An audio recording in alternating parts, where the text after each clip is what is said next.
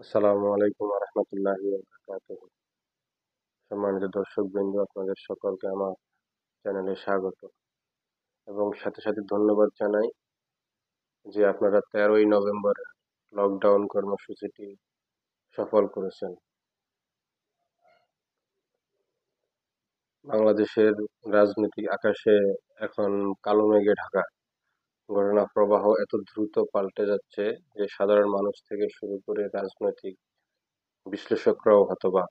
আজ থেকে 1 বছর আগে, 1.5 বছর আগে যেই সরকার অবৈধভাবে ক্ষমতা দখল করে আছে তার বিরুদ্ধে সাধারণ জনগণ ফুঁসে উঠেছে। আর এই জনগণ বলতেছে এই আন্দোলন চলবে 20 নভেম্বর পর্যন্ত। আজকের লকডাউন প্রতিধ্বনি ইতিমধ্যে দেশ জুড়ে পাল্লা সাড়া সাড়া পাল্লা পাল্লা ভর্তি সাড়া জাগিয়েছে।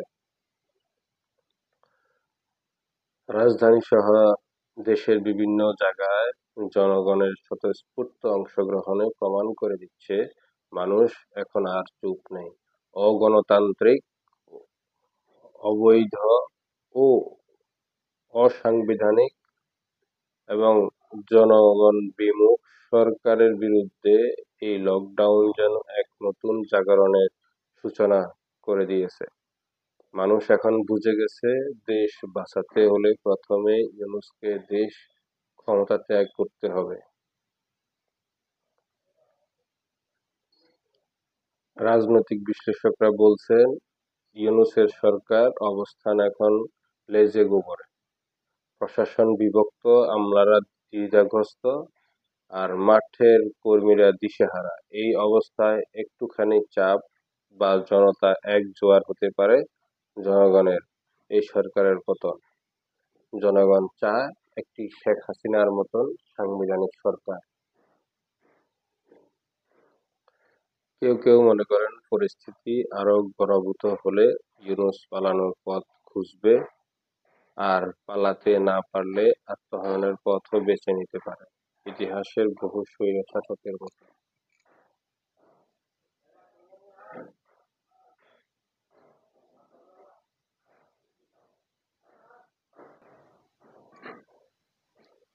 আওয়ামী লীগের নেতৃত্বে দেশ জুড়ে যে আন্দোলনের ধারা তৈরি হয়েছে, এখন তা থামার নয় বলে মনে হয় আমার। এই আন্দোলন কেবল কোন রাজনৈতিক দলের নয়, এটি জনগণের আন্দোলন। অত্যাচার, নিপীড়ন ও মিথ্যা মামলার বিরুদ্ধে, অন্যায়ের বিরুদ্ধে। আজকের লকডাউন প্রমাণ করেছে, জনতা একজোট হলে কোনো অবৈধ শক্তি তার রুখতে পারবে না। ইউনূস পদত্যাগ না করা পর্যন্ত আন্দোলন চলবে, এই ঘোষণা এখন রাস্তা, জনসভায় প্রতিটি মানুষের কণ্ঠে প্রতিধ্বনি হচ্ছে। এই কণ্ঠের কতজন লোকের কণ্ঠ রোধ করবে এই সরকার?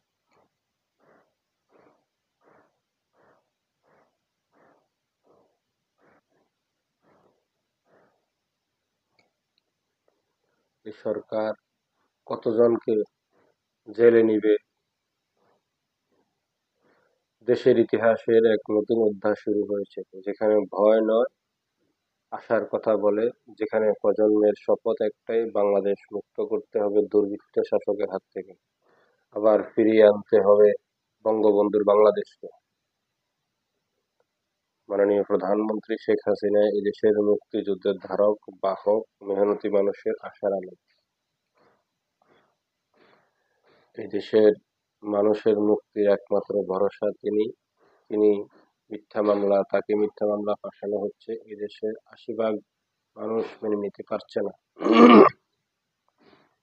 তাই জনগণের স্বাধীনতা বিরোধী হাত থেকে আর দেখতে চায় না। ইউনূস গংরা দেশের শত্রু, এদের বিচার মানুষ চায়। আন্দোলনকারীরা স্পষ্ট করে বলছেন, ইউনূসের পদত্যাগ না করা পর্যন্ত তাদের কর্মসূচি চলমান থাকবে। এখন এই 13ই নভেম্বরের যে কর্মসূচিটি, এটি বাংলাদেশের জনগণ স্বতঃস্ফূর্ত অংশগ্রহণের মাধ্যমে সফল করেছে। এতে করেই সরকার বুঝে গেছে যে এই সরকার কখনো অবৈধভাবে ক্ষমতা থাকতে পারবে না। আর যদি এই সরকার অবৈধভাবে ক্ষমতা থাকতে না পারে, তাহলে তো তারা লুটপাট করতে পারবে না। লুটপাট করার জন্য তো মানুষকে অবৈধভাবে, অন্যায়ভাবে মিথ্যা মামলা ফাঁসাতে হবে।